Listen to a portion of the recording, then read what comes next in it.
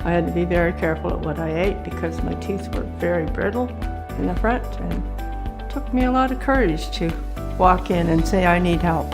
And I only had the few at the front left, so it was very uncomfortable for smiling.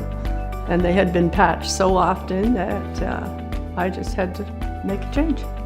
I had a consultation with Dr. Mark, and we decided that I would have the permanent implants done. The teeth were extracted, the posts were put in. I had a full set of teeth screwed into the implants, and they're permanent, they do not come out. I can eat apples now, which I could not eat apples before. Yeah, and nuts, I can eat nuts. As Mark told me, he says, you go ahead and eat what you like now. Steak tastes wonderful. Yeah, like before it was kind of iffy, like, you know, you made sure you had soft food, you made sure you didn't eat apples or anything hard because you didn't know if they were going to break off.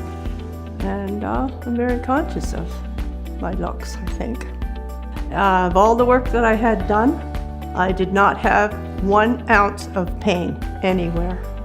I walked into the office as I walked out the same way. So there was no pain. I took no painkillers.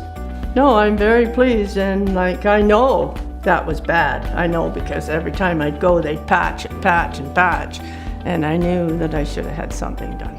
And I'm very pleased with what I have.